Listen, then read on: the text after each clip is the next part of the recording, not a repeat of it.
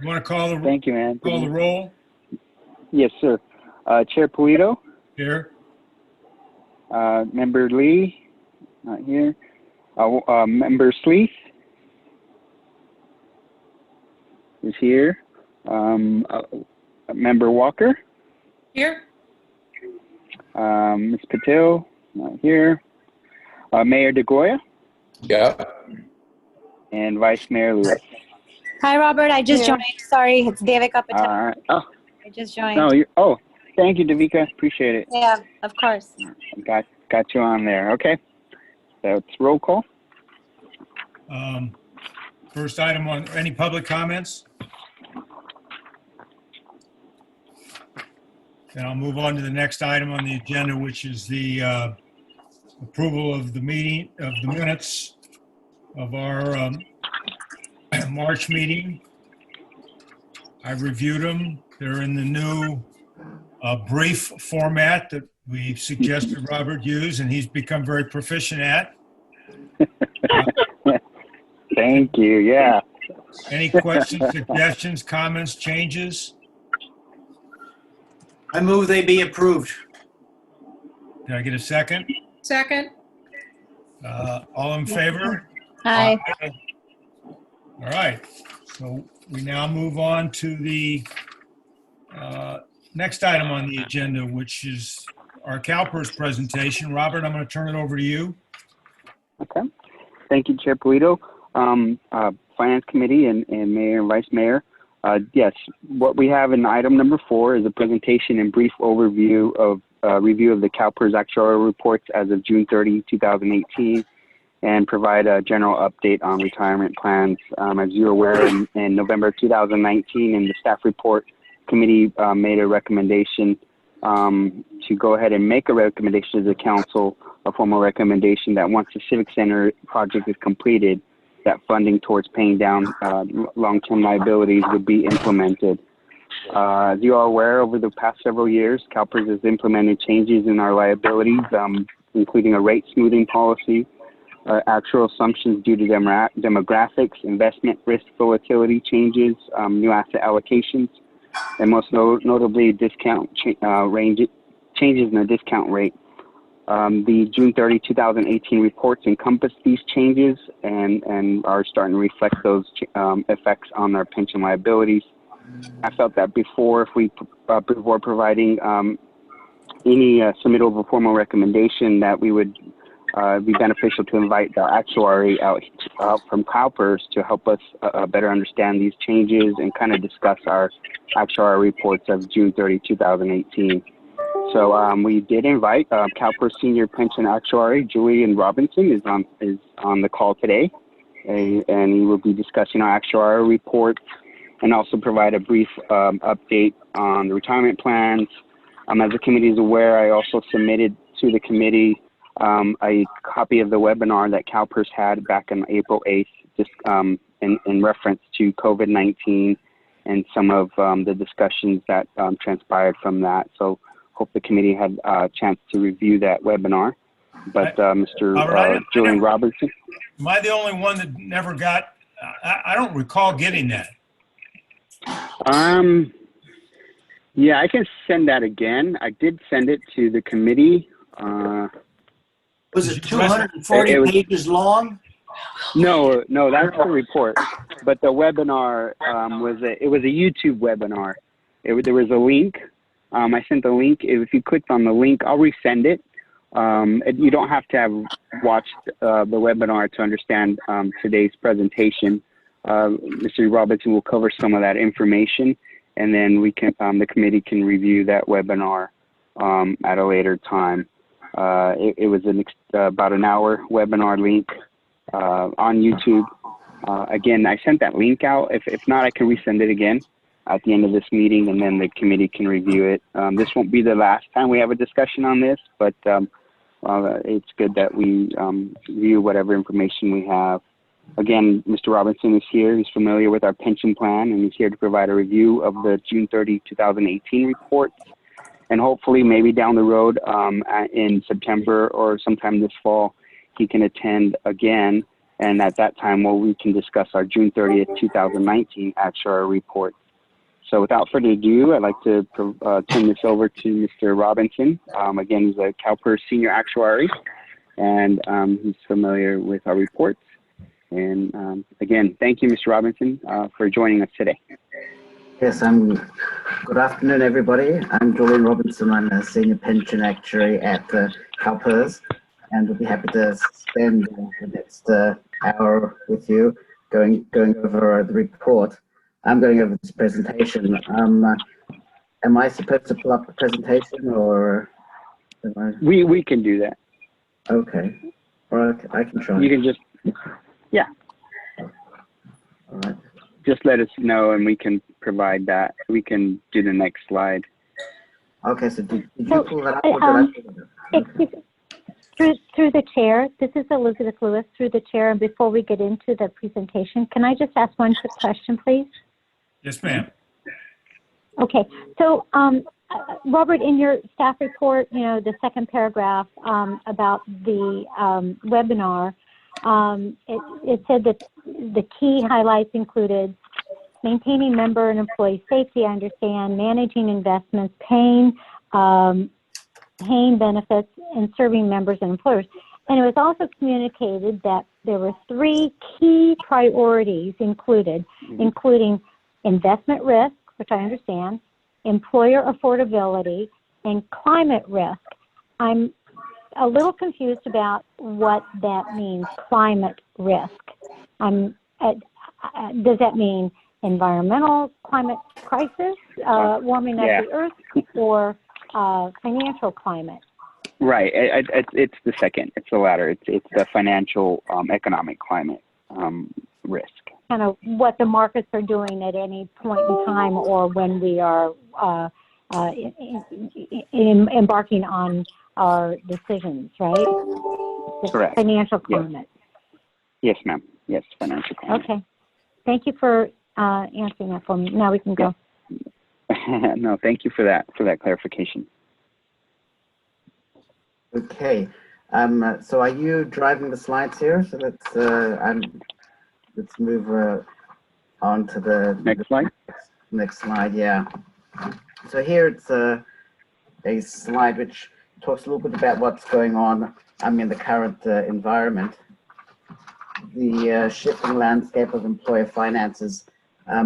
This was part of the presentation that was done in that webinar a couple of weeks ago. And we understand at CalPERS that for the employers, including your agency, the financial situation is much more volatile than it had been for some time.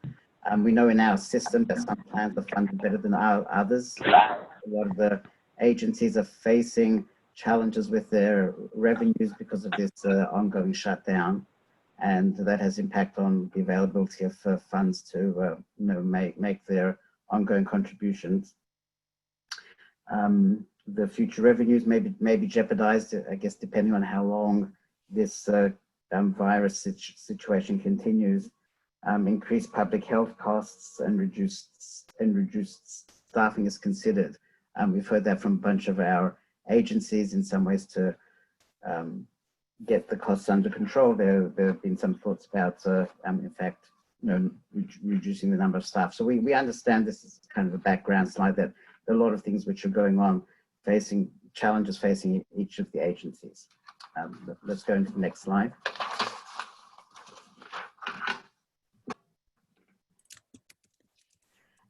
And if at any point during the presentation, if you have any questions, please feel free to stop me, and I'll answer the questions as best as I can.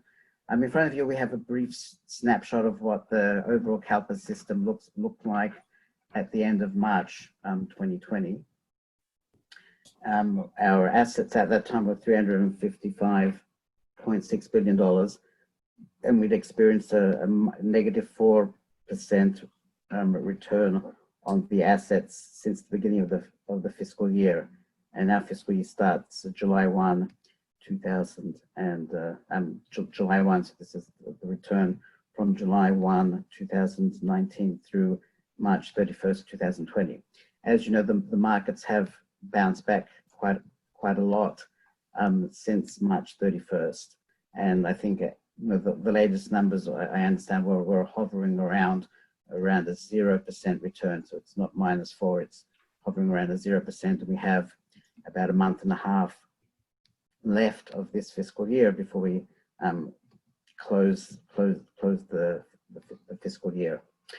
You can see on the right side of this slide, the strategic asset allocation. The board every 4 years does a review of the entire portfolio and the risks which they're willing to take, and they determine an allocation of the assets among the different investment groups.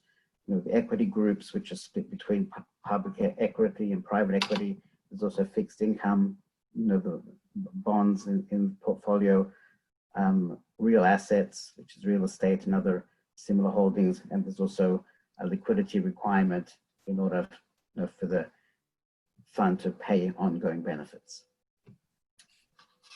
If there are no questions, I'll move on to the next slide.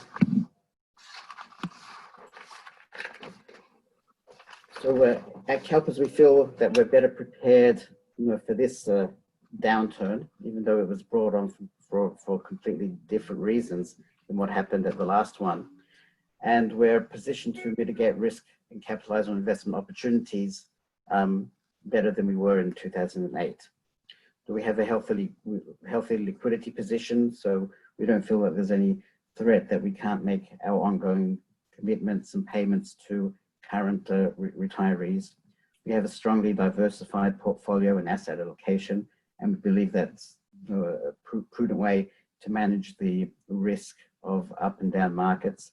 And we have a total fund perspective, which means that the people in our investment office, as together with the board, make decisions about how the fund is operated from a bird's eye view, looking at all the moving pieces together. From the employer point of view, we're now using a 7% discount rate, which has lengthened the contribution requirements to the system. We've shortened the amortization period for the unfunded liabilities to 20 years. In the past, there were certain elements of the amortization which were as long as 30 years, so that's been now shortened to 20 years. And a lot of agencies have taken the initiative to make additional payments to CalPERS above and beyond the minimum required contributions in order to shore up their unfunded liability and pay it off more rapidly. Let's go on to the next slide. You may have seen what some people call the CalPERS buck. It's a representation of, for each dollar of benefits that CalPERS pays out, most of it, 58 cents out of each dollar is actually funded by the investment earnings that the fund or the PERF, the pension fund, earns. 29 cents of each dollar is paid for by the employers, and 13 cents of each dollar is members funded own benefits. As you know, that all members in the system are required to make contributions to the system together with the employers, and then that with the investment earnings creates the funds which are available to pay the benefits when our members retire. Let's go on to the next slide. So I get asked very frequently, and especially now with the COVID-19 effect on the market, what will happen with the investment losses and how will they be brought into the contributions that the employers are going to be making in the future. So these losses which occur in this fiscal year, in other words, up until June 30, 2020, they'll be reflected in the valuation that we do as of June 30, 2020. So at the moment, where this presentation is a review of the June 30, 2018 valuation, which we did and provided you last August. We're currently working now on the June 30, 2019 valuation, and around this time next year, we'll be working on the June 30, 2020 valuation. So any losses which emerge because of the investments will not be reflected until the June 30, 2020 valuation, and that will be impact your contribution rates for the fiscal year 2022-23. Could I ask a question? Why is it that all the data that we're looking at is so old? I mean, why can't this happen more quickly? Well, that's a question we get all the time. CalPERS has about 2.5 million members, over 2,000 agencies, besides, of course, the state and the schools. And there's a huge volume of data which gets collected. So the data which we're working on now, the June 30,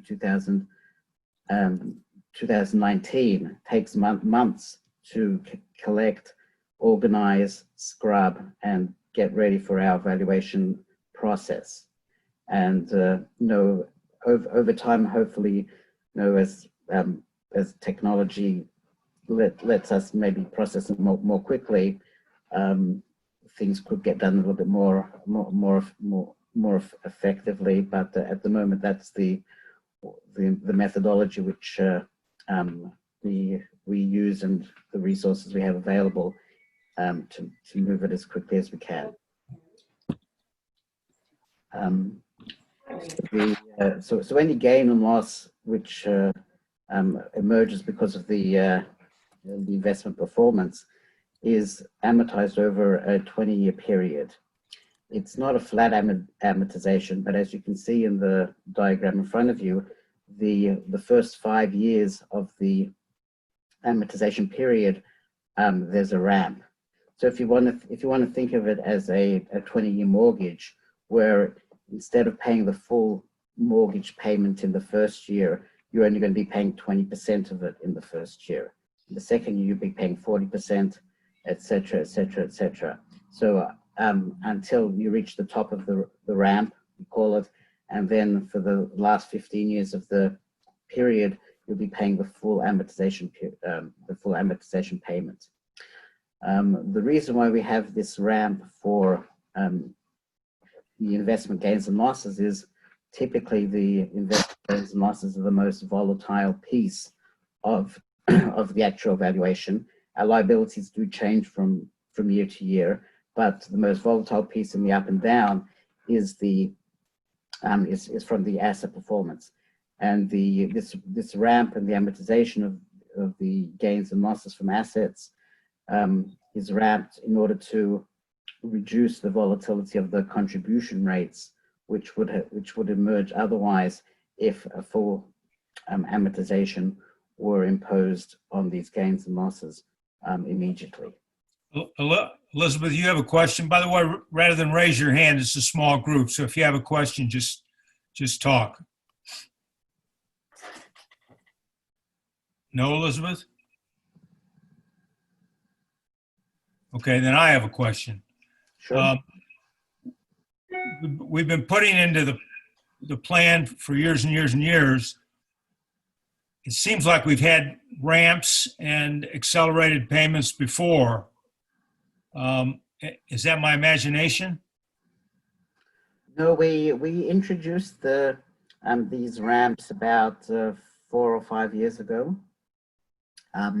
Before that, we used to have just regular amortization, where it was designed to be a flat percentage of payroll. So each year the payments were increasing, but it was supposed to be a fixed rate.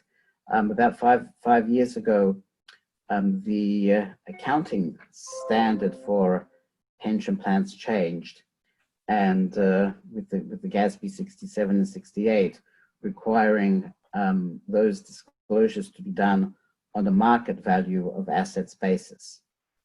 Before that, we had a market value of assets as well as a actuarial value of assets, which was a smoothing of the value of the assets. Again, the intention of that was to reduce the volatility of the contribution rates. But once the GASB standard went to a market value of assets, the chief actuary at the time decided that all of the actual valuations in the system would be done using the market value of assets. So in order to smooth out the volatility in a different way, we introduced this 5-year ramping for the amortization. Now, the original 5-year ramping was applied to all the gains and losses, both the asset gains and losses and the demographic gains and losses. But we reviewed, or the CalPERS board reviewed the amortization policy a couple of years ago. And one of the steps they took was, number one, shortening the amortization period from 30 years down to 20 years. And the second thing was to get rid of the ramp for all of the amortizations other than the asset gains and losses. So for the demographic gains and losses, the new ones are amortized over a flat 20-year period, where the investment gains and losses are amortized over a 20-year period, but they have that ramp at the beginning. And did you decrease it to 20 years because you thought you were going to run out of money? No, the main driver of reducing it to 20 years was we found that the amortizing over a 30-year period, especially with the ramps, triggered what we call negative amortization, which means that the amounts that we were collecting to pay off the unfunded liability didn't even cover the interest on those liabilities. So agencies were paying money and we saw that there was essentially no progress because you weren't even covering the interest payments. So shortening the amortization period down to 20 years was to solve that problem of getting rid of the negative amortization, to make sure that the unfunded liability would eventually get paid off. I'll take your word for that. Okay. Okay. And sorry, this is Devika Patel.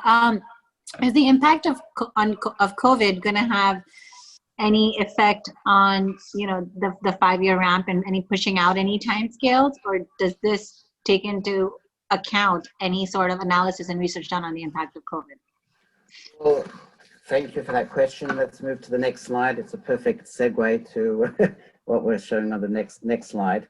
So here, you can see a graph. It looks a little bit. Let me explain what's going on here. So this is the projection of what the unfunded accrued liability might look like, or the payoff of the unfunded accrued liability over a number of years. So the bottom line on this graph, the blue line with the squares, is if we make our 7% rate of return. That's our discount rate, and that's our long-term assumption. On this graph, we show 3 other patterns of what would happen to contributions if we make 0% in this current fiscal year, or minus 5%, and the green line at the top is if you make minus 10%. So what that effectively does is increase the contribution requirements to pay off that investment loss, but it's still done over a 20-year period with a with the 5-year ramp. So the ramping in the 20-year period doesn't change because of the COVID virus experience or anything like that. So this graph just demonstrates what would happen if the results of investment performance in the current fiscal year are either of those 4 scenarios. It assumes that we go back to earning 7% per year after that. So of course, we're not in a position to make a very comprehensive projection under multiple scenarios, but this is kind of a simple scenario which highlights the impact that would happen, if these various rates of return were earned in the current fiscal year. So I hope that helps answer the question. All right, let's go on to the next slide. Here is an example of what contribution rates might look like under different, again, investment scenarios. We call these they're funnel-shaped graphs, and the top graph is with respect to a typical safety plan, and the bottom panel is reflects what a typical miscellaneous plan would be. So starting from the same point, let's look at the safety plan first. So currently, they're in the current fiscal year, they're making their contribution rate is about 45%, and you can see that over time, if CalPERS has bad investment performance, a 5% on average return, over time the contribution rates will go up to over 60% by the end of the period shown on the graph. On the other hand, if we have very good investment experience of on average 9% per year, that's the lower part of that graph, where the contribution rates will eventually dip down to 38%. And then, of course, with different rates in between, and you can see that our target rate of 7%, we will still have increasing rates over the period, but obviously not as high as if we had bad investment performance. And we see a similar thing for the miscellaneous plans. They're starting off at around a 24% current contribution rate, and you can see the high point and the low point of the investment of the contribution rates depending on different investment scenarios. So hopefully that gives you some sense of how the investment performance flows through and impacts the potential level of contributions to the system. Okay, unless there are questions, we'll move on to the next slide. Okay, so this is a slide which was prepared by our investment office, indicating that in their preparation for a downturn in the markets, CalPERS' new investment officer was charged with developing a plan, and back in June of 2019, the investment office presented to the board the following I guess guidelines in how they're going to operate. So they have to meet all the required cash flow obligations that the plan has.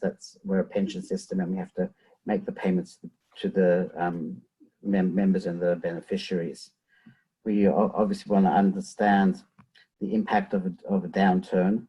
We want to stick to our desired risk exposures. In other words, we have an asset allocation which was decided on by the board, and we in challenging times like this, when certain asset classes may be cheaper, then we want to opportunistically deploy capital or dry powder in order to take advantage of what market conditions are. And we being a group of professional investors, we want to maintain the discipline as tightly as possible, and not succumb to the common investment behaviors of unsophisticated investors who are often overpowered by fear and and concern when the markets have these large movements. You showed a slide earlier that showed the mix of investments percentages as of the end of March, I believe it was. And there was only 1%, I think, at the bottom of that slide in essence, cash. So to opportunistically deploy dry powder, deploy capital, you're moving things from one bucket to another. Is there some place where because I haven't seen it, but I'm sure it exists, what the target investment allocation ranges are? Those, I believe that slide is the target. Well, I guess the center of each of the allocations, there is no movement on either side of each one. I think of between 3 and 5%. Okay. So the global equity, the market cap where could be is here is 35%, but I believe they, depending on the markets and stuff like that, it could be as low as 30% and as high as 40%. So do you know? I mean, I don't usually say nice things about CalPERS, but to only be down 4% at the end of March was something was done correctly. Did they move a lot of money from fixed income to deploy opportunistically when these asset prices cratered? No, right. The main cratering was in the stock market. I think part of the protection that the portfolio had was in our fixed income part of the portfolio. So I think that cushioned quite a lot the large downturn in the equities. Well, what I was saying is, are you aware that they moved a lot of money from fixed income into equities when the prices became, by a lot of people's opinion, quite attractive? I'm not aware of if that's the case or not. Yeah, I'm on the actuarial side of things. I don't know what the investment office has done on that. Yeah, I'm sorry, I can't. That's all right. Thank you. Aspect this. Okay, so let's now talk a little bit more about the some of the actuarial stuff. So if you go move on to the next slide or 2 slides. So let me mention some key terminology. When we talk about the pension costs or the pension contributions that an agency makes each year, you can go into the next slide. Thank you. It's made up of two components. The first component is what we call the normal cost, and the normal cost represents the value of benefits which current active members in the pension plan are earning over the current year. So for each year of service that they work, they make contributions, and the contribution is split between the employer and their employee, and that's called the normal cost. The other component of the contribution is the amortization of an unfunded accrued liability. So for many years, CalPERS was in an overfunded position. In other words, the assets in the plans exceeded the liabilities, so there was no payment on the unfunded accrued liability because there was no unfunded accrued liability.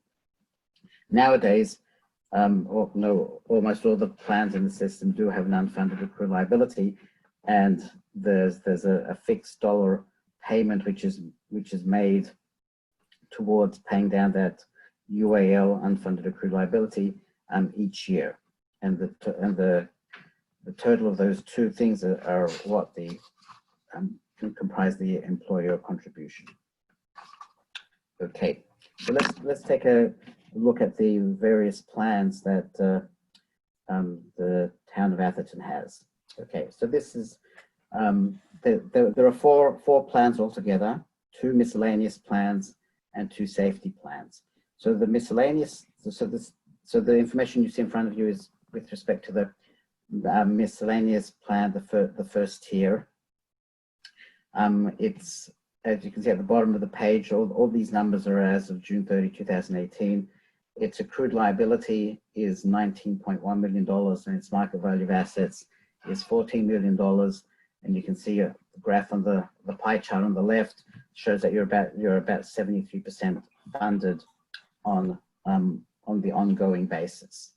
I threw in here what a termination liability is, and that's, a termination liability is if the agency came to CalPERS and said, hey, we want to terminate our contract with you and settle the benefits. So in that scenario, the value of the liabilities would be 33.4 million if we were using a 2.5% discount rate to do that valuation. The reason we use a much lower discount rate when an agency terminates is because at that point, once an agency is terminated, CalPERS assumes all the risk of paying the benefits for a terminated agency. And there are a number of terminated agencies in the system, and all the assets supporting those benefits are in treasuries. And with an immunized portfolio to support those liabilities. As CalPERS has all the risk, we have a very conservative investment for those terminated plans. So that's why on the termination liability looks so much higher than the ongoing liability. And as you can see from a funding point of view, based on the current assets, on the termination basis is only 42% funded. If you look at the next slide, it's information about the miscellaneous PEPRA plan. This is a much newer plan, and as you know, it's a much smaller plan. It's only been around for a much shorter period of time. So here again, it's much better funded, 93% funded on an ongoing basis, and the assets and the liabilities are really much smaller compared to the first tier plan. The next slide shows a just out of interest, I often get asked the question, well, what is PEPRA going to help in the long term? So here, the first tier plan that you have at town of Atherton for the miscellaneous is a 2% at 55 formula, and you can see in the column there that the total normal cost contribution rate is 17.39. The PEPRA plan, which is the 2% at 62 formula, has a 14.4%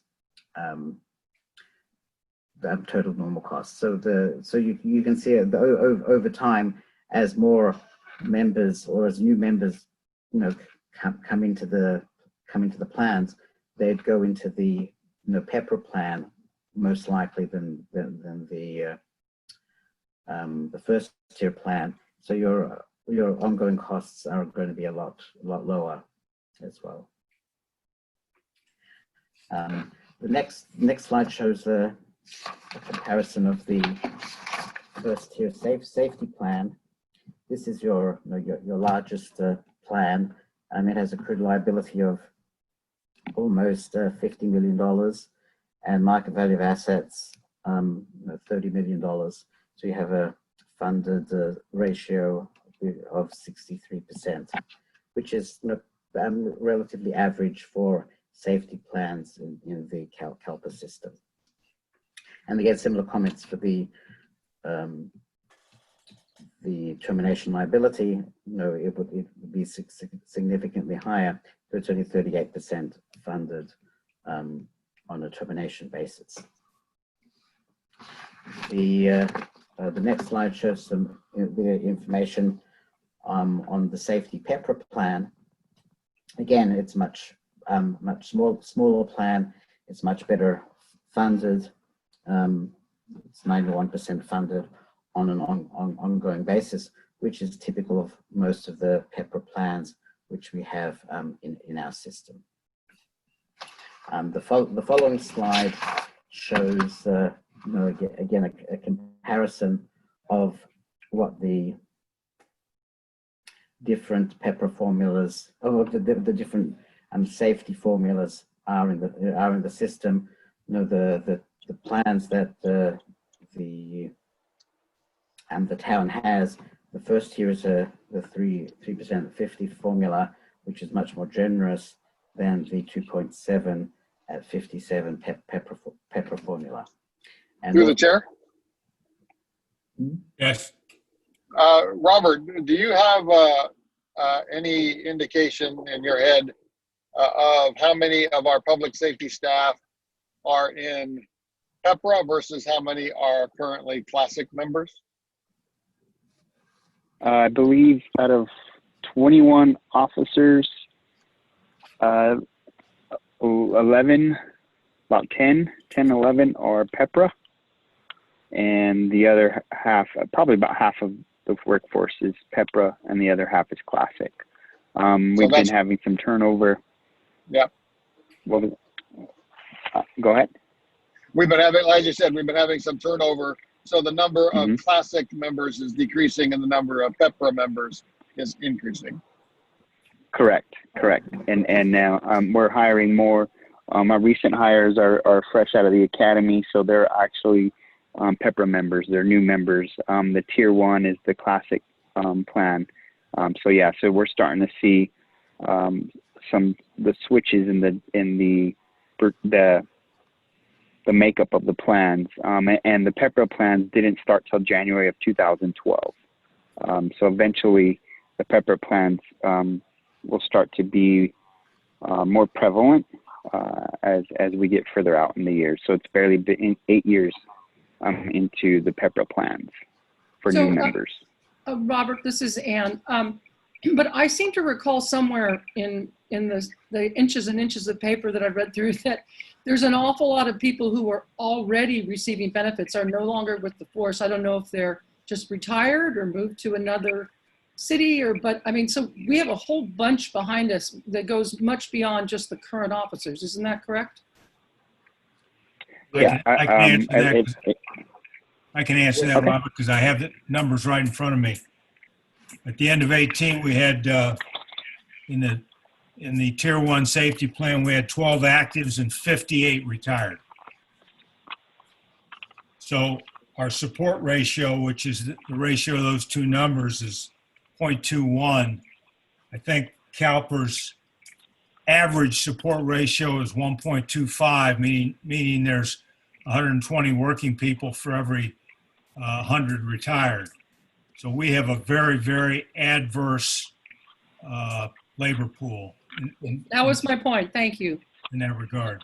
Yeah, I wouldn't call it necessarily adverse. I would, your plan is very mature. I mean, you contracted with Cal, I believe, back in 1945. So right. It's been a long time, 75 years that this plan has been around. So it's not unusual for there to be a large number of retirees in these plans. Yeah. Okay. So let's continue our discussion. The next slide shows a comparison of the UAL payments for the town of Atherton. This is for the main miscellaneous plan versus the main safety plan. So please note the miscellaneous plan, the green graph on the left, that's in hundreds of thousands of dollars, and the safety plan on the right half of the screen is millions of dollars. So they're so bear that in mind. But the basic shape is similar, that we're still amortizing and working up some of those ramps. That's why you see the UAL payments increasing for a number of years before they start to sharply drop off, and then they're fully amortized by 2046 or so. Mr. Chair, I have another question for Julian. Yes. As you mentioned, our plan is a mature plan.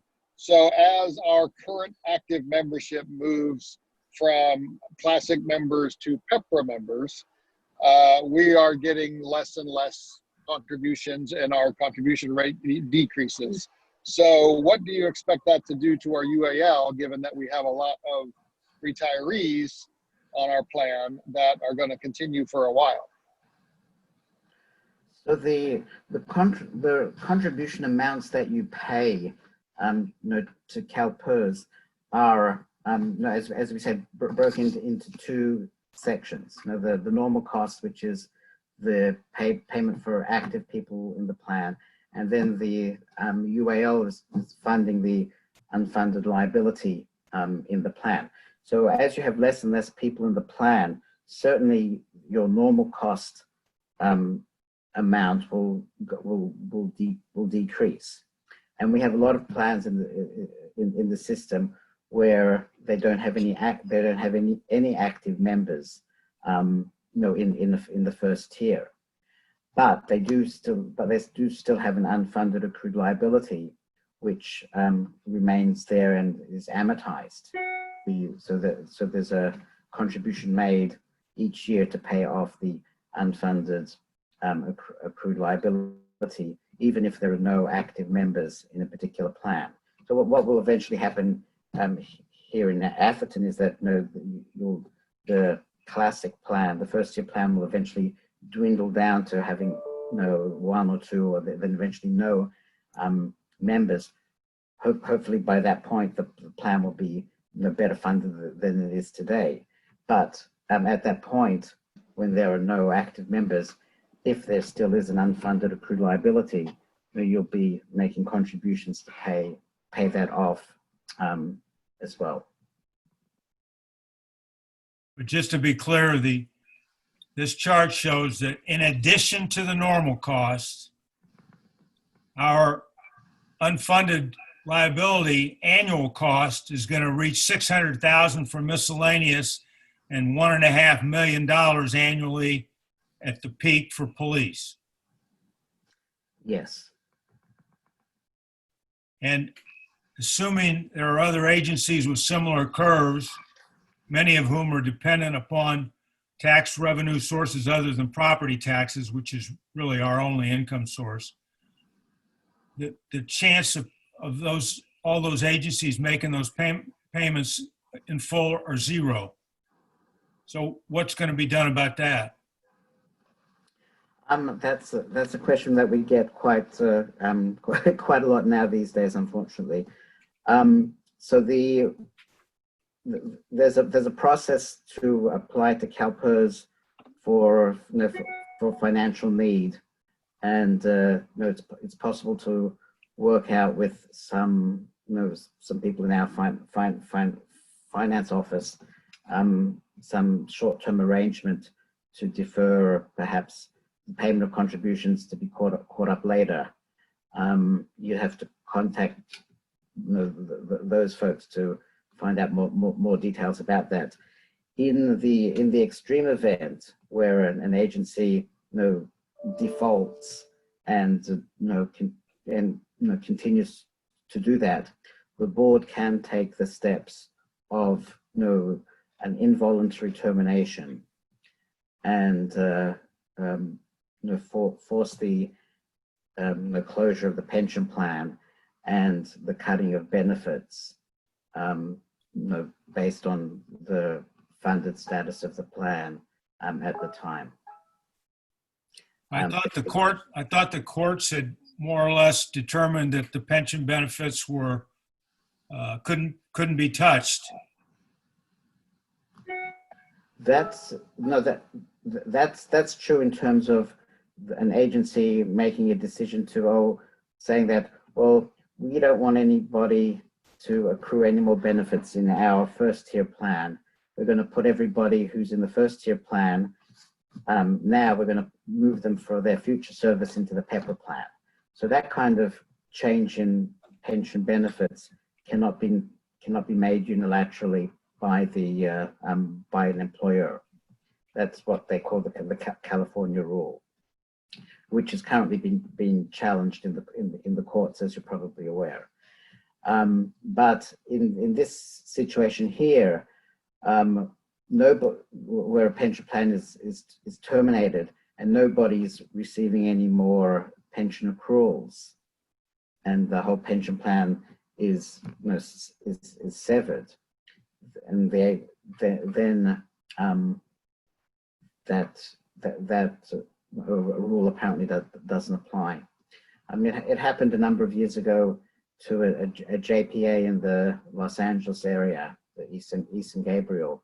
It was a JPA which was formed by 3 or 4 cities in that area, and the agency lost its funding, and CalPERS board was forced to terminate the plan.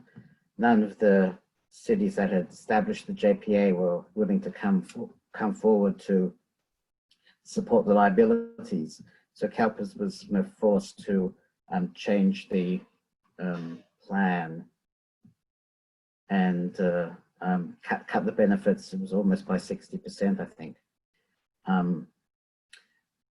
for the participants in the plan. And all the participants with no retirees, actives, and had their benefits cut. We can see somebody's email on the shared screen. Yeah, Anthony, you got. Okay.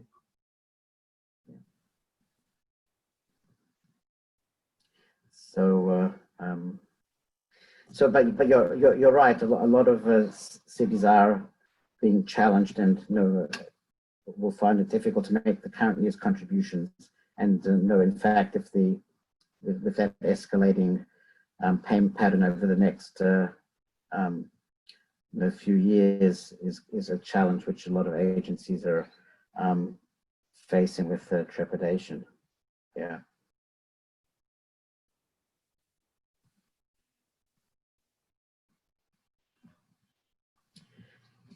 Are there any other questions on this? Then you can. So the next few slides, I've tried to summarize what the contribution rates are going to be for the city for the various plans. If you can go to the next slide. So for the miscellaneous, for the miscellaneous plan, on the left side of each of these slides, I've shown the dollar amounts. On the right side, I've shown them as a percentage of pay. This is, I think, all information which was in the actuarial reports. I just presented it graphically here. I don't think there's any major surprises in any of the in any of these slides. I think you're aware of the increase in the costs which are coming through. So this first slide is the miscellaneous plan tier, first tier. Let's move on to the next slide. It's the PEPRA miscellaneous. As you can see, the contribution rates here for PEPRA are much lower. Number one, because the basic normal cost is lower, and number two, there's virtually no unfunded accrued liability to be paid. So that's why the rates as a percentage of pay are that much lower.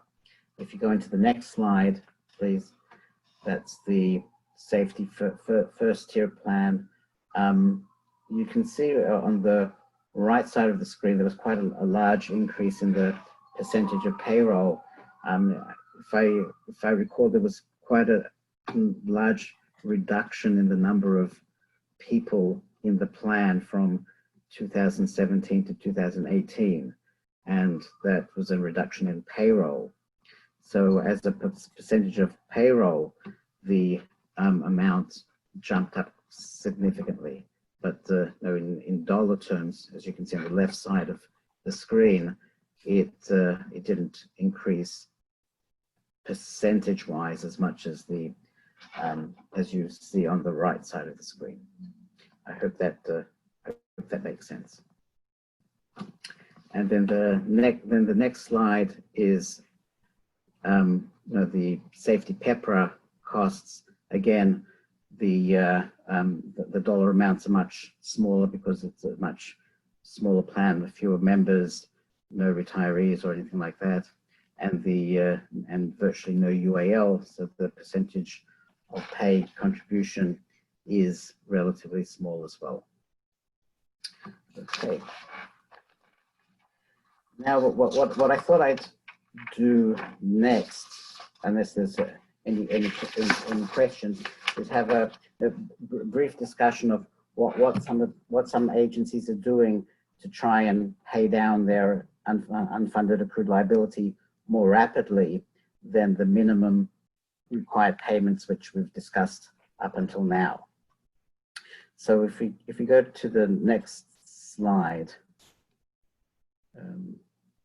it's right. So I'm just focusing on the safety plan. That the same principle would apply to the miscellaneous plan, but the safety plan is the largest one. So I thought I'd spend time discussing this one.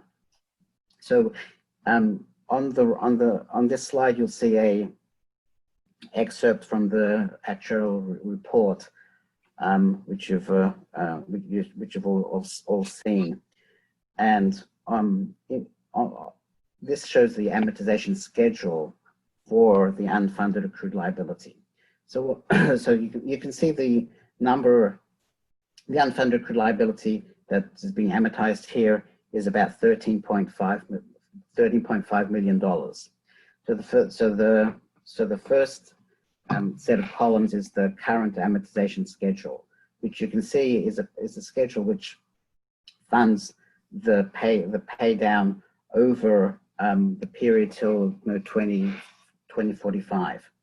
What some agencies are doing is saying, hey, instead of paying off the unfunded liability over that period, let's consider shortening the period to 15 years or shortening the period to 10 years.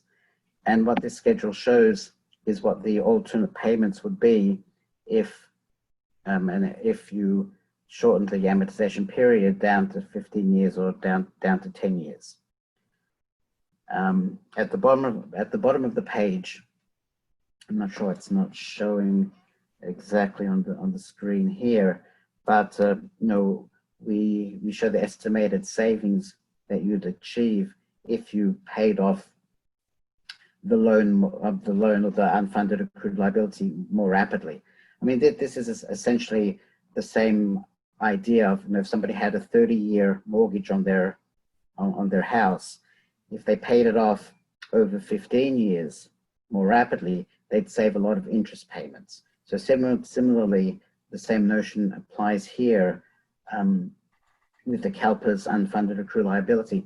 If you pay it off more rapidly, then you end up saving a significant amount of interest payments that you would have made had you paid it off more slowly over the minimum period. So in the so here, if you paid it off over 15 years, you'd save excuse me, $3.2 million. And if you paid it off over 10 years, which is even more aggressive, you'd end up saving $6.5 million in interest payments over the period. So some agencies are making the decision to pay these things off more quickly by doing what they call a fresh start, and essentially getting rid of the current amortization schedule and replacing it with a 15-year or 10-year. I mean, we let you choose any period of time that would suit your budget, as long, of course, we're not going to let you extend the period beyond what the minimum period is now, but these are just samples of what schedules are available if you do a fresh start choice.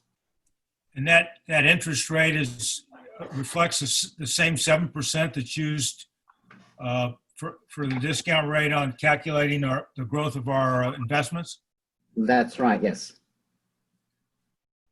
So that explains, that's one aspect of why the payments are so absurd. But I think if I could go back briefly to your explanation of what happens when somebody can't make their payments and the plan, in essence, that particular plan goes defunct. I think one of our concerns about contributing at an accelerated amortization rate is that once you get your hands on the money, it might be used to shore up some plan in bad shape somewhere. But I think you told me that can't happen. Is that correct? Right. So if the town of Atherton makes an additional contribution towards their unfunded liability, it gets credited, towards the unfunded liability of the town of Atherton. It doesn't get spread across all the plans in the system. No, I understand that, but Yeah. I think there's a concern that I've heard voiced many times that CalPERS may have to use money from participant A because participant B can't make their payments. It hasn't made their payments, whatever. You're set. I'm trying to get clarity that as the law is right now, there's no way you could take our money and give it to any other plan. Is that correct? That's right. And that's why when this agency terminated a number of years ago, there wasn't a, so to speak, bailout of that plan by the system. Because of course the system has billions of dollars in it. So theoretically they could have diverted funds and bailed out that plan. But that's not the way the system works, and that's not equitable by anybody's definition. So every plan has its own unfunded accrued liability, and the investment performance, since it's all invested in one trust, is spread equitably across all the plans in the system, based on the size of the assets that they have. But there's no one plan subsidizing another plan in the event of a termination or anything like that. And is that codified in law somewhere? That's a good question. I'm not sure if there's anything in the law which says that in black and white, but I know the law describes the termination of plans, and there you can read very clearly what happens in the event of a termination, and there's no provision there which allows for any bailout of a plan by by the system. So that affects our thinking, because our thinking was that we were going to, once lots of cash was available, we would deposit it in a trust where we could maintain some control rather than give it to CalPERS. But we would have to do better than 7% return to get an equal or better result than actually paying down our liability. Yes, I think that's true. Okay. So one other option that plans have done is what they call a pension obligation bond. Are you familiar with that idea, where essentially you borrow the money and make a contribution to CalPERS to pay down the unfunded accrued liability, and of course you'd be borrowing at a rate which is less than 7%. So based on that arbitrage, there's a potential advantage to paying off your unfunded accrued liability that way. That sounds like a great idea. Well, I'm not sure if you're being facetious or not. No, I was dead serious. Oh, okay, right. But I have to mention, no, not everybody's a big fan of that idea, and you can speak to the people, for example, at the city of Stockton, who did that a number of years ago, and they borrowed the money, they paid off the the unfunded accrued liability. Then there was a bad investment year in CalPERS. So when that event happened, the unfunded accrued liability reappeared, maybe not to the level, but they were stuck paying the pension obligation bond off, plus the new unfunded accrued liability, which emerged because of the drop in the assets in the fund. So there is a risk in paying off an unfunded accrued liability with a pension obligation bond. And I always caution any of my agencies to think that through very carefully before they go ahead with making that kind of decision.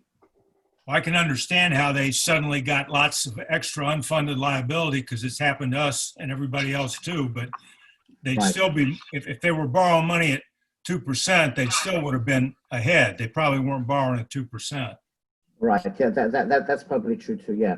So the other option is so you have the fresh start option. You have a pension obligation bond as an option. You mentioned the trust, the 115 trust, which is kind of somewhat of a temporary holding vehicle for funds, which you can have accumulate. And again, you make a valid point, depending on the rate of return you get in your 115 trust, whether it makes sense to put a lot of money into that or just use it as a kind of a rainy day fund for in case there's not enough revenue in a particular year to make a regular CalPERS contribution. And actually CalPERS created its own 115 trust, which became effective about a year ago, I think July of last year. So CalPERS now has a 115 trust vehicle as well. There are a number of them out there which can be used, but I just wanted to point out that CalPERS has that. And then another option is to make additional discretionary payments. We call them ADPs at various points. Like, for example, in this plan, your unfunded accrued liability is about $13.5 million. So if you made a contribution of, let's say, $2 million, you'd be paying off a significant portion of your unfunded liability. And if you did that for a number of years on a discretionary basis, you'd maintain the flexibility of when to make those payments, but you'd be taking some serious steps forward in paying down the unfunded liability, and essentially cut off that hump, if you will, in that funding graph that we saw before, which showed those increasing payments because of the ramping and things like that. So there are a lot of ways to take positive steps in paying down your unfunded liability. Through the chair. Yes. Bob, so one of the other conversations that the committee's had and the council has had has been, there's a $3 million difference between an interest difference between paying it off in 15 years or maintaining the current amortization schedule with CalPERS. We would save $3 million. But is that $3 million better spent in streets and roads and drainage and infrastructure over that period of time? Or is it better spent paying down a potential interest with CalPERS that could get worse or could get better, or we just don't know, and we end up with a UAL again? Well, based on what happened in Stockton and what's happened to us and what I presume has happened to everybody else, yeah, the changing target, which never shrinks and always grows, is disconcerting. But if it always remains, the money always remains out in our bucket for our obligations, I'm a lot more confident, regardless of how we do it, whether it's with lump sum payments annually with available cash, or a commitment to a shorter amortization, or the very intriguing thought of pension obligation bonds. Any and all of those are better solutions than paying 7% interest on a debt that grows every year, whether it should or not. Mm-hmm. Yep, I think that makes a lot of good sense. So are we at the end of, I think there's a couple more slides, but they are just alternatives. So the next couple of slides are just some graphs of what this fresh start is. So you can see the blue lines are what you end up paying for the 15 years, but you cut off the back end of the amortization. So that's just a pictorial representation of the current, the black lines are the current schedule, and then the blue lines are the shorter 15 years. So it's higher for a period, but then essentially all the back end you get is knocked off. Somehow black and blue seem like appropriate colors. Yes, it's sometimes the way I feel after I've done presentations to city councils. Very funny. But you've been a very kind crowd, I must say. And this slide shows how the payoff of the balance gets paid off much more quickly and the interest saved. So it's just a pictorial thing. And I think there was So this was what we were just talking about: the options, the additional discretionary payments, the fresh start, the California, the 115 trust. And we also mentioned the pension obligation bond, which is not on this slide. Yeah, well, Bob, I think we should look at this pension obligation bonds opportunity more so we can understand it. Yeah, I agree. We have some other fish to fry right now with that nice building going up. But Robert, were you able to get my questions to Julian in time for him to see what he could find out? Yes, and I think it'll be a couple of weeks or longer. Well, let me tell you what's going to happen. So with respect to the question about the side funds.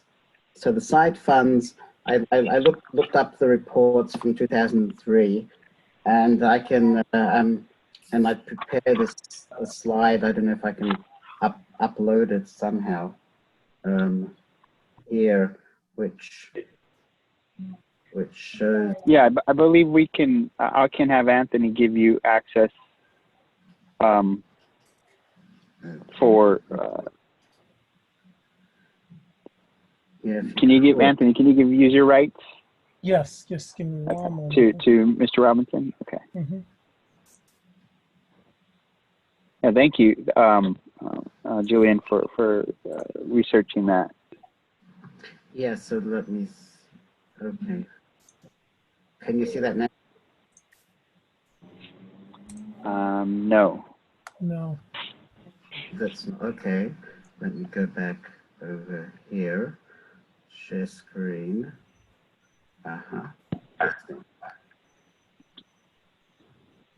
Share. Okay. There we go. I think it's coming up. It's coming up. Okay. Let me see. Let me know when you can see it. There you go. All right. So the miscellaneous plan side fund. So this is back in 2003. You were 88.4% funded at the time, and the safety you were 87.1% funded at the time. And miscellaneous was how much? 88.4. And you said 2003. I thought we merged our plan with yours. The side fund was created in 2005. I think what happened was this is the June 30, 2003 valuation, which impacted the 2005 contribution. Oh, okay, okay. Yeah, that makes sense. That makes sense. So Okay, I approximated those numbers, but now I thank you for getting those for us. Right. So, and with respect to your other question, what we'll do is we'll put together all of the valuation reports going back to this 2003 valuation, and provide those documents to you. Unfortunately, we can't go through all of them and to get all those numbers and stuff that you were requesting. You'd have to get your staff to be able to handle that. Well, we had the same problem. It was difficult to get, but I mean, the essence, are you aware of any year that the town of Atherton did not make its, pay its full normal costs? Because we can't find any record where we haven't. Yeah, I'm not aware of any year. I'm not sure if there was any way that I would be able to. And I'm sure you'd have records of delinquency notes coming from CalPERS, Yeah. that kind of thing. If you had, I believe we've paid, as far as I know, the normal cost each year in full. Prior to the UAL payment component a couple years ago that was installed, everything was all based on normal costs. So whatever that normal cost was, as a percentage of payroll, my understanding that those were paid in full. I haven't seen anything that says that we haven't, you know, we were behind or did not pay our pension obligation component. We pay it biweekly to CalPERS, whatever the normal cost is through payroll. So, as far as I've been here, we've made that payment. So here's my question to Julian. I have a more recent set of numbers from 2011 going forward, but if we were 88% funded approximately totally on miscellaneous and safety, as of the 2003 valuation, the 2005 merging our plan into CalPERS, and we made every payment, meaning every year we paid the full amount that you said was necessary to fund that year's obligation to our personnel, to their pensions. How could we not be 88% funded today? well, there's a lot of moving parts. I think the largest issues are, number one, the volatility in the investment performance. So there's been some significant the stock market has gone down and CalPERS has experienced losses. So that's probably the main reason. And then over time, you know, we've dropped the discount rate a number of times. So each time we reduce the discount rate, that makes the liabilities increase. And you know, where's the way at the you know, the funded status. And plus, as we discussed before, the 30-year amortization that we had back in the day really wasn't even paying the interest on the liability. And I've only been with the system for 8 years, but when I joined the system, I was horrified when I saw that negative amortization kind of stuff going on. I have no idea how that was actuarially sound at any point in time. But so I think that contributed also to the you know, the funded status of the system not being as robust as it should have been. But it means that every time they give us a number, it's a wrong number for whatever reason, whether it's we live longer or fixed income rates went down or the stock market had a bad year. And by the way, the CalPERS returns have not, since the creation of the fund, have still been above the 7% level. So, I mean, in our particular case, since in 2011, we had a total UAL of $10.3 million. Between there and the end of 2018, we made payments to CalPERS of $9.3 million. That's our normal cost as well as our UAL payments, all our payments to CalPERS. And at the end of that period, our UAL had almost doubled. It was up to over $18 million. How can you pay $9 million towards a $10 million debt and end up with an $18 million debt? It's yeah, no, I understand the numbers are frustrating, but again, I think it's mostly, number one, you paid you made those contributions, then there were bad investment years. So when there are bad investment years, the assets go down, but your liabilities don't go down, in those situations. So that gap gets bigger. And then also, the payments that you made were probably not your fault. It was the design of this 30-year amortization were never sufficient to even pay the interest on what the outstanding amounts were. It's like people, unfortunately, who when they pay their credit cards, they just pay the minimum balance, and their overall balance continues to grow over time. So that's what was. Through the chair. Yes, sir. Julian, if the town did a pension obligation bond and that bond paid off the entirety of the town's UAL, and at that singular moment in time, the town opted to exit CalPERS, would there be anything to pay? Well, it would go back to the slides that we looked at before, showing the difference between the ongoing liability and the termination liability, because there's quite a big difference in how we value the benefits on an ongoing basis, assuming that we're going to continue earning 7% into the future, as opposed to when a plan terminates and CalPERS now assumes all of the risk of paying those future benefits, where we have a much more conservative portfolio, the government treasuries, to immunize those payments. So even if the town was able to put together enough funds to pay off the entirety of our current moment in time UAL and decided to exit from CalPERS, we would still have the obligation for all of our future benefits for all of our currently active employees that would be valued at 2.5%. Right. Yes. Well, I mean, all of the benefits in the plan get valued at 2.5%. So that's the value of the retirement benefits that your current retirees are earning, are getting paid, plus the benefits which your active people have accrued up until that date that you might decide to cut off the plan.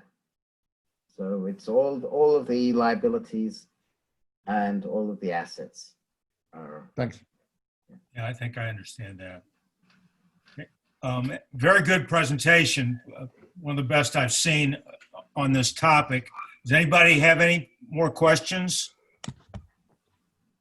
I mean, if you're not crying so hard that you can't speak.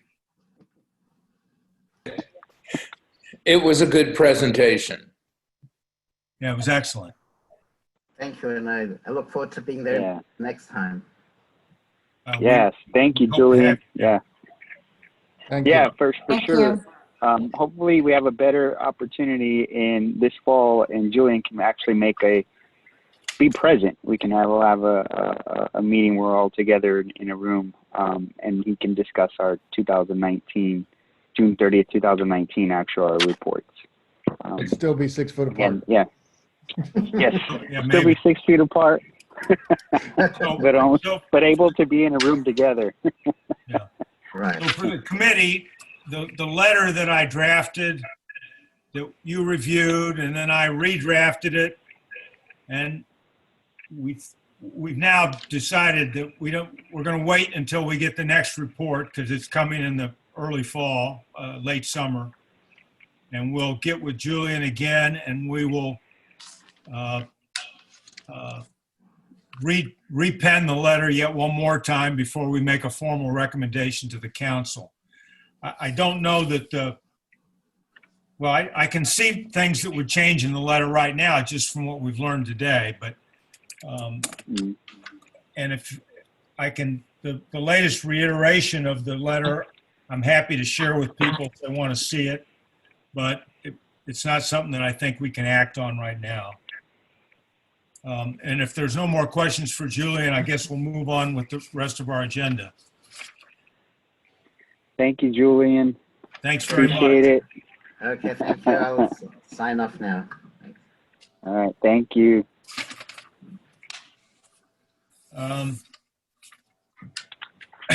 Now we'll move on to the general fund operations budget. Robert, the presentation that you made at the end of the council meeting last Wednesday night.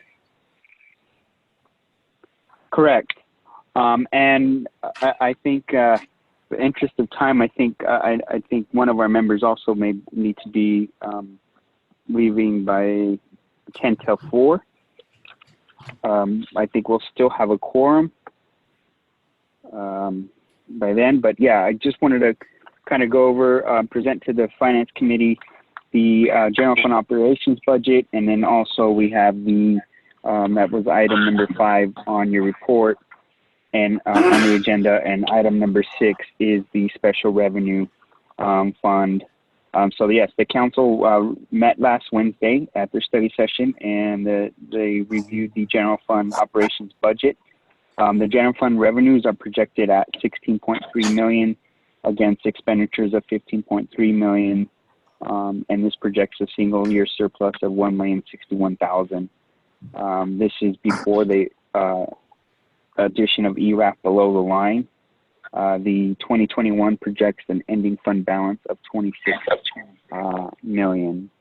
We'll put up the slide. I just wanted to kind of we'll go over the PowerPoint slide that was presented to the committee, the council, sorry. And yeah, so kind of a quick overview. The general fund, it's our main operating account. Oh, yeah, there was a picture. I'm sorry, there was a picture of the whole new facility. There's the art rendition, and then there's what the current. I just real quick on a tangent, the committee last toured the facility prior to COVID-19, and this section was not up. So there's been considerable headway done on the Civic Center project. As you can see, beams and roofs and floors are being added.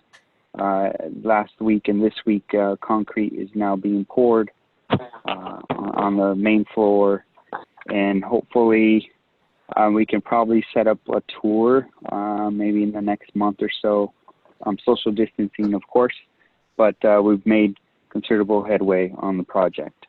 Again, the general fund is our operating primary fund of the town. All general revenues and receipts come into this fund. Major expenditures other than the general fund operates or handles, other than anything that's not driven by other revenues, the general fund will also contribute to the CIP that is not paid through other funds. Next slide. Also, the general fund is our police department, our finance department, all our different operations department, including public works. The general fund major revenues, as we've discussed earlier, it's the property taxes. My earbuds. Okay. Charges for services is another big component, and that is our building permit component, planning fees, encroachment permits. Those are all considered charges for services. That's at 13% of general fund revenue. ERAF is below the line, and that's estimated at 7% of our total general fund revenue. So you can see everything, about 80% is property tax driven. In fiscal year 19-20, we received 1.7 million in ERAF funds. That is being obligated to the town center project. In this fiscal year budget, we're projecting 1.1 million in fiscal year 2021. And it's a lower budgeted amount than in previous years, but there's some discussions with the state that the ERAF is a component that could be rated for future use for the state. There's a kind of an indication, there's a chart of all our ERAF over the past couple of years. As you can see, last year, 18-19, we received 1.6 million. This year, we received 1.7 million. Property taxes projected at, go ahead. I was going to ask, and we will know about that next December, is that correct? It could be yes, next December.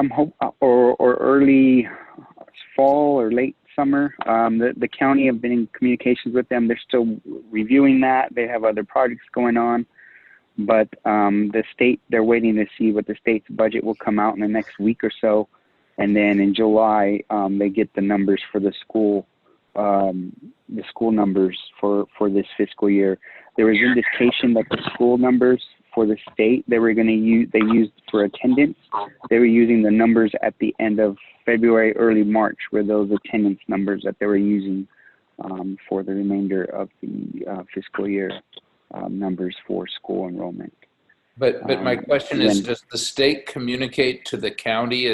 Is it normally in July, or is it later in the year that they communicate what the actual ERAF will be, so that the county can confirm to the cities what the ERAF will be? When do we know that? Late July, we should have an understanding. The county should get that information, and then the county does the calculations after they receive that from the state. So late July is when they get their information. So we should know August, September. I'm saying probably later, but just as I don't know if with staffing, I don't know if the states, there's going to be a delay on the state side. So in normal times, it's at the end of July.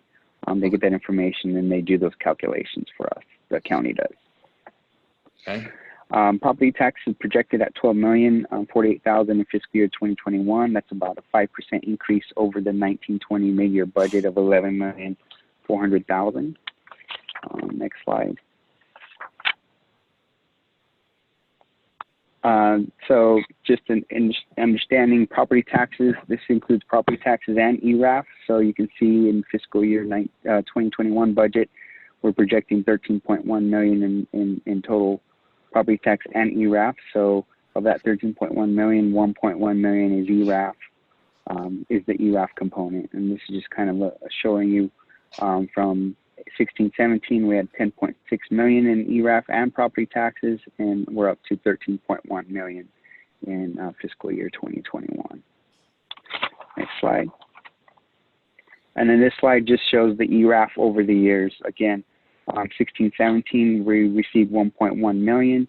Our budget this year in 2021, we're kind of going back to that actual amount of 16-17. But you can kind of see the trend of ERAF over the years. It went from 1.1 million to 1.2, and then last year 1.6 million. We had budgeted 1.3 million for fiscal year 1920, but actually 1.7 million came in. And again, we're just showing that 1.1 million. It's back to that 16-17 actual revenues that we're budgeting for this coming fiscal year. The next slide. Building fees, this is another component of the charges for services. Due to COVID, there was a slowdown. There was a stop in issuing of building permits and planning permit fees due to COVID, shelter in place. So we stopped issuing permits. So we estimated our budget was at 1.2 million. For the remainder of the year, it's down considerably from what we projected at the 1920 budget, about 340,000. So our budget for next fiscal year is 1.3 million, almost in building revenue alone. We feel that we just started ramping up on building construction last May 4th of last week. So we think that it's been picking back up, and we feel that maybe at mid-year we can be able to comfortably adjust this 1.3 million revenue amount. The next one is park fees. This is one component of our general fund that we're not heavily reliant, but this is one component of revenue that will be, we've probably hit the hardest. Our estimate at mid-year was of 1920 was 238,000 in park revenue. At the start of COVID, we had 207,000 in park revenue. So for this coming fiscal year, we're estimating 70% of our 1920 estimate. So we're budgeting 166,000 in park revenue fees. Again, right now, currently, There are no social events happening in the park. We don't see if they'll be transpiring in June, July, or August. Maybe there might be a slow ramp up or delay on the park revenues. So we feel like $166,000 for next fiscal year is probably an accurate amount for our budget purposes. Next slide. And then here's just a summary of our general fund revenues for 2021. Again, we're projecting 17.4 million. That includes the ERAF of 1.1 million in our general fund revenues. And we'll move over to the next slide. And here you can see the rendering of the library, art rendering, and you can start seeing this is where we're at currently with the library. This was last week where the project started picking up again for the Civic Center and the library component. So you can see it's taking shape, and we're looking forward to seeing more of that happening. General fund major expenditures, this is just kind of a slide that shows the percentage of our operations of our expenditure budget. Again, you can see PD is about 55% of our operations budget for the general fund. Our expenses are projecting at 3% for the fiscal year 2021. Of that component, labor and also labor cost forecast of 2.9%.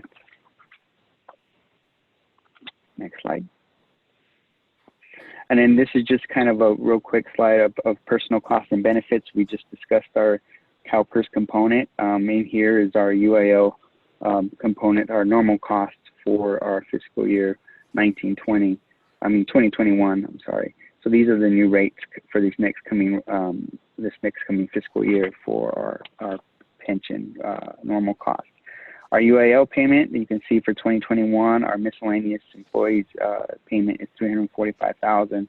Our public safety is $889,000. So the total UAL component is $1,023,000, and that's an increase of $195,000 to this current fiscal year.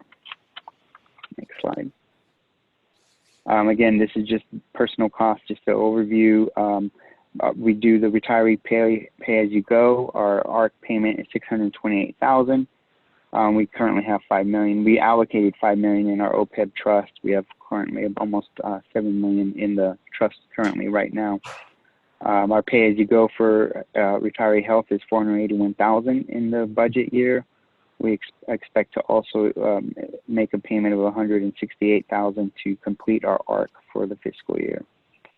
Workers' compensation, there's $416,000 for the year for the total charge for the all employees, for police and regular employees. There is no anticipation for a true up to the equity, as you can remember, as everyone can recall.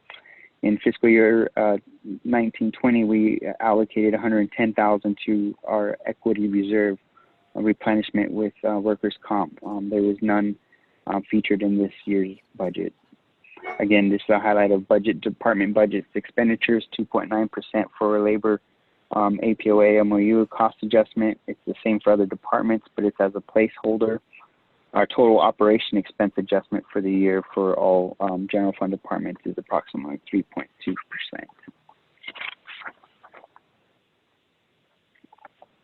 Major operational costs, this slide just kind of showing the significant professional service contracts that the town has.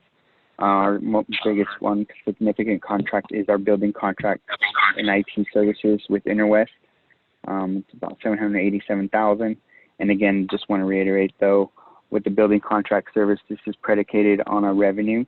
So if our revenue comes in lower, this expense will be lower as well. Our park event services contract is estimated at $83,000. Again, this is also revenue driven. If revenue comes in lower than what we project of $166,000, this also cost will come in lower. And so we have other planning services. We have our MCE contract. That's our public works maintenance contract that we have.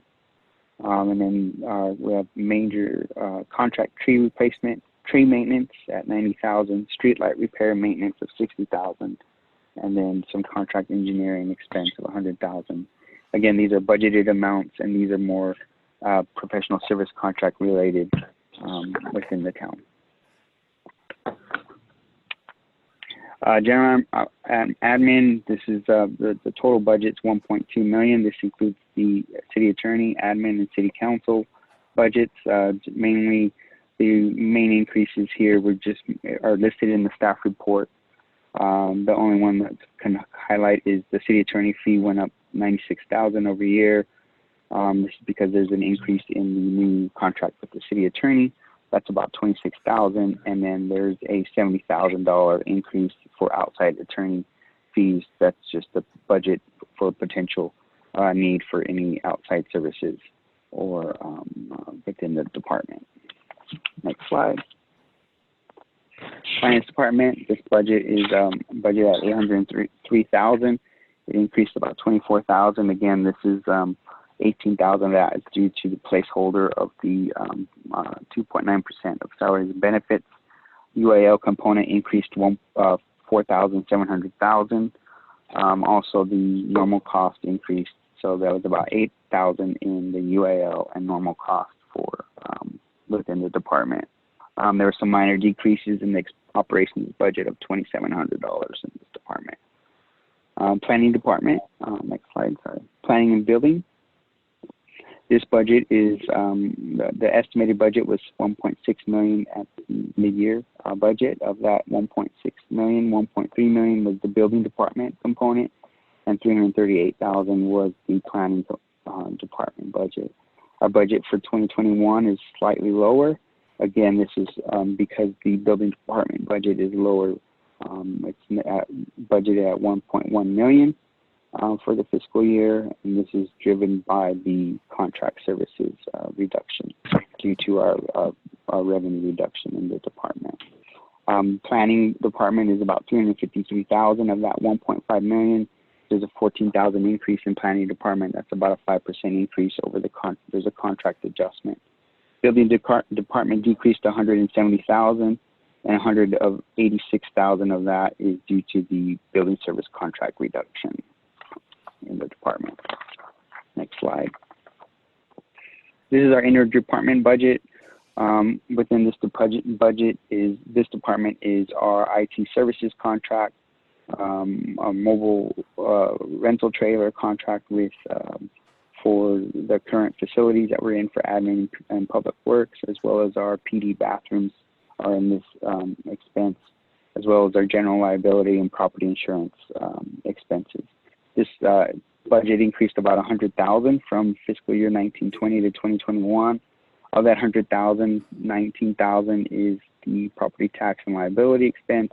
The remaining amount, about 85,000, 84,000, is IT services for new needs for within the town, for server needs, network upgrades, phone system upgrades, and again, these upgrades will be are sort of needed.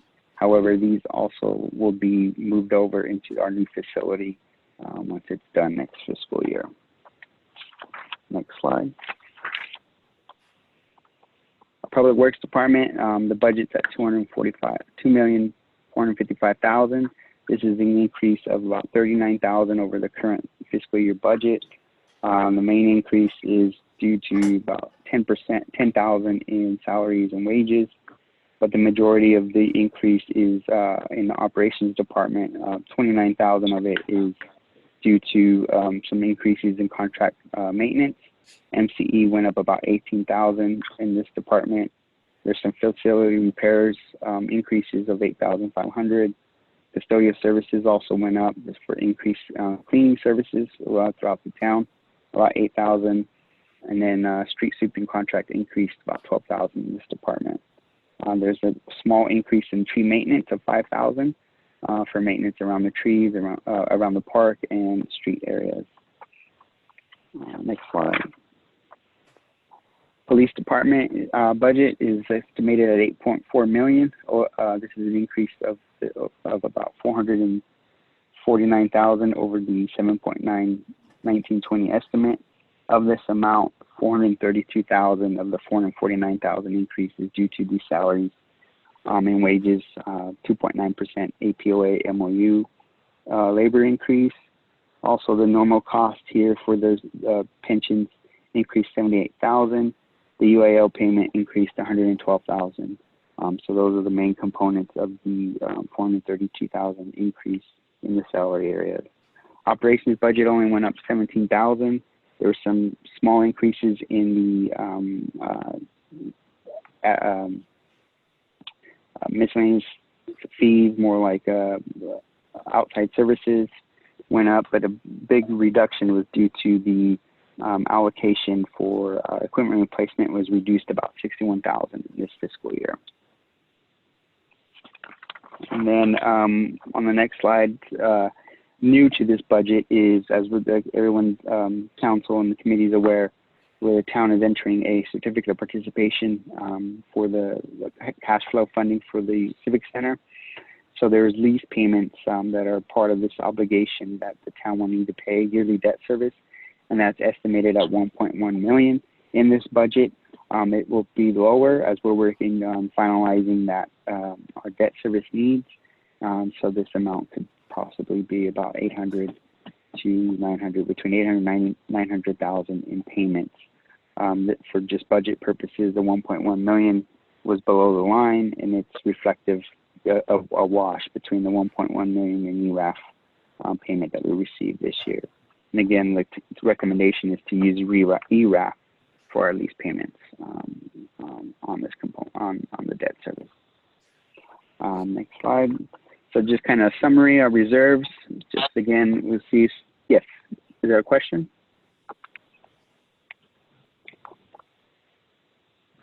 Rick, I think you're muted. Yeah, I'm muted. Sorry. Mm-hmm. Wait, Oh, there was a question? I didn't have a question. Oh, okay. Sorry. I thought you did. Just real quick, this is the summary of the revenues over expenditures. You can see the 1.1 million of debt service in there. So that will be deducted. And so we'll have a net surplus of 1.1 million in the general fund. Next slide shows the fund reserves and the balances. So our projected expenditures are 15.3 million.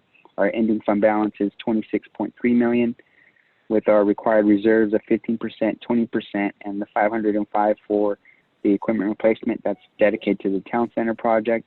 Total reserve requirement of 5.8 million leaves us with an unallocated reserve of 20.4 million for the fiscal year ending 2021.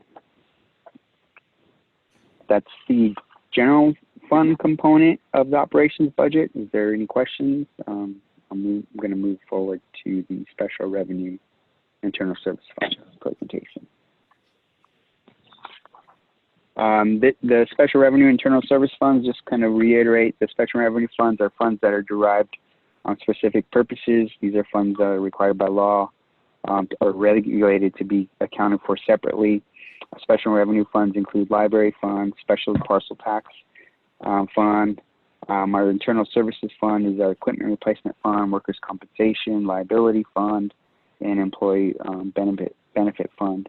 Also considered special revenue funds are all our transportation funds, which is the Measure A, Measure M, gas tax. Those are all considered special revenue funds dedicated for certain funding services, and those mostly for streets and roads. The CIP is a 5-year program. It proposes any projects and recommendations and priorities by the council for the next coming fiscal year. Next slide. So just wanted to quickly highlight the major special revenue fund, the library fund. The expenditure is 16.1 million to a revenue of 1.5 million. That's the donor excess fund of 1.5 million. It's about 1.45 million, and the rest is interest. But the 16.1 million is the expenditure component. For the majority of that is the Civic Center construction project. 14.2 million of that is the actual construction cost. 1,300,000 is the FF&E cost. There's some soft cost of 300,000. That's for consulting services, and then there's the contingency of 1.8 million. That's also included as part of that 16.1 million in expenditures. On the next slide is just kind of shows you the revenue, the amount of funds that were held in the town as of 6/30/2019. The town held $3.3 million in library funds, and there was $9.8 million held by the San Mateo County JPA Trust. So as of 2021, their estimated available funding is $12.3 million. That's inclusive of our fund balance. We'll receive our 18 and 19 revenue and our estimated donor excess funds of $1.4 million in this fiscal year as well. Just real quick, tennis fund is our charges of $47,000 coming in. That's our tennis fund revenue. We have a tennis fund contract that we received $40,000 in revenue. Our expenditures for this year is $52,000, and that's for contract maintenance, building security, or resurface and stripe some of the parts of the courts. COPS fund is our fund that's for frontline law enforcement. We received about $100,000 on that. That goes towards PD for personnel and frontline law enforcement. Equipment replacement fund, that fund is just for all our equipment assets. We have an expenditure of $240,000 in this fund. The budget includes 2 vehicles and 1 police vehicle. This will be updated in the next reiteration to the council budget. Also, we're going to purchase $60,000 worth of flock cameras and MREs. $50,000 is for flock cameras to within the town, and MRE is about $10,000 expenditures for replenishment of our emergency supplies. Workers' should be comp. noted. Sorry, Robert. It should be noted that some of this information will be modified that you're presenting today. Will be modified based on council comments and feedback at the last council meeting and updated data and numbers as we move forward for the budget in June. Yes, correct. Thank you, George. I'm really sorry, but I have to leave and join another Zoom meeting. But, thanks very much. No, thank you, Ann. Appreciate it. Thanks for joining. Okay, thank you. Bye. So our workers' compensation fund, we have $420,000 in charges. That's charges to the general fund for all PD and town personnel. And against expenditures of $125,000. $119,000 is our JPA assessment for workers' comp. We're not, again, reiterate, we're not going to charge, there's no equity replenishment this year from the general fund to the workers' compensation fund. So we've replenished the fund and our equity currently for this fiscal year. General liability fund, this is the property insurance and liability claims. Expenses of $298,000. That includes our liability, employment practice coverage of $198,000, and this also includes our self-insurance retention expense of $100,000. Our employee benefits fund, that's our internal fund that counts our pay-as-you-go expenses for retiree health care. That's expense of $481,000, and again our OPEB ARC. Our total component is $628,000, so we're going to pay an additional $146,000 towards our ARC allocation for our OPEB liabilities. And next slide. That's it. Any questions on the Special Service Fund? Cool. The next one is and then the CIP is behind there. The CIP, as you all are aware, the town this year and this next coming fiscal year, the big focus is our Civic Center project. So within our 5-year CIP for 2021 through 24-25, we're expending, the budget is $51.8 million, but a big portion of that is the Civic Center and the library. The town is continuing to apply for funding for projects. We just submitted a funding application to Santa Clara County for a park circulation project at Palmer Park. We are pleased that this will come forward to the council. We will be get funding for this project. So again, this will be coming forth to the council in a new reiteration for funding for this project. I presume you meant San Mateo County. Actually, it was Santa Clara County. It was through the Stanford project. Mitigation grant. Mitigation, yes, measures. And so Stanford is in Santa Clara County, but it's mitigation measures that for surrounding areas and cities, even across county in San Mateo and Santa Clara. So we received that grant, and we'll bring it back at our June meeting to present to the council. Robert, can you hear me? Hi. Yes. Just Yes. for clarification, so that Bob and other committee members would know, it has to do with the Stanford University's expansion of their school and housing. Is that correct? And so they were going to invest in circulation or transportation projects within that jurisdiction of the boundary of the Stanford University housing project. Is that correct? Yes. Do I have that right? Yes, that is correct. Yes. And they called Okay. for So that's why applications of projects. Yeah. I have no idea why anything in Holbrook Palmer Park would qualify, but we'll take the money. Well, I think it's, yeah, maybe George, I think George can probably add some insight to that. Sure. To Bob's point, we almost didn't get anything. So we pushed for the circulation element within the park and sidewalk and ADA improvements to improve the circulation, arguing that it benefits the community at large to include Stanford personnel who may live in the vicinity. And we actually had the support of Supervisor Smidian for the project. So they ended up voting in favor of it. Right? it's not a big amount. No. But George, kudos to you for doing that. Yeah, Thank you. Yeah. it's basically political. Yes. And Yeah. they threw us a bone. Yeah. A bare Yeah, we one. got Not very Right? needy. But yeah, but at least it's some funding, and it'll help us with the park circulation plan. And I think the timing it'll be good within our CIP project.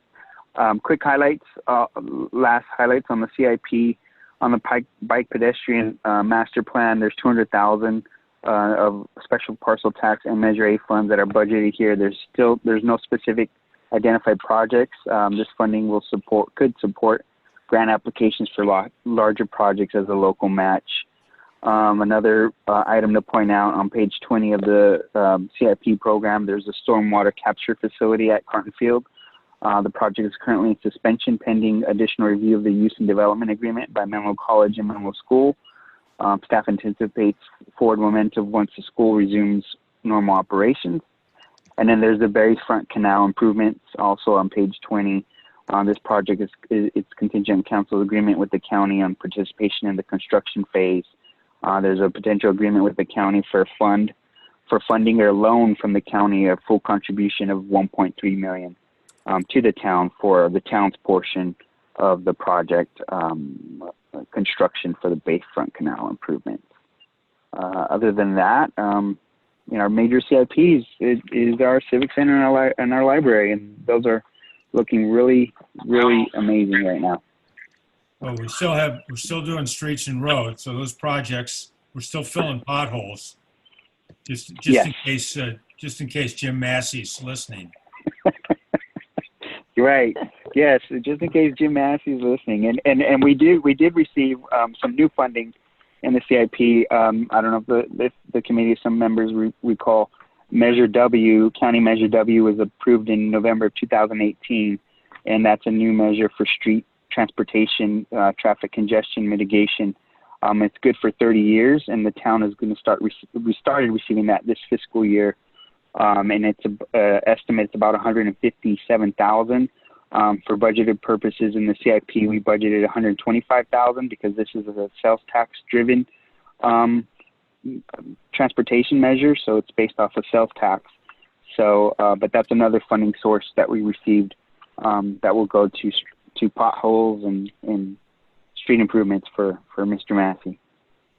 Not specifically for him, but to appease him. Okay, is everybody happy with our next meeting target date of July 14th? Any conflicts? No, I'm fine. That's I'm good. fine. Okay. And unless anybody, any last closing comments here from anyone? I do. I think there's a birthday for somebody on the line today. Maybe we should all sing happy birthday to the mayor. Goodness. Oh, happy birthday, man. All Happy right, let's birthday, go. Rick. Ready? On 3. 1, 2, 3. Happy birthday Birthday to you. That's pathetic. Happy birthday to you. Oh my goodness.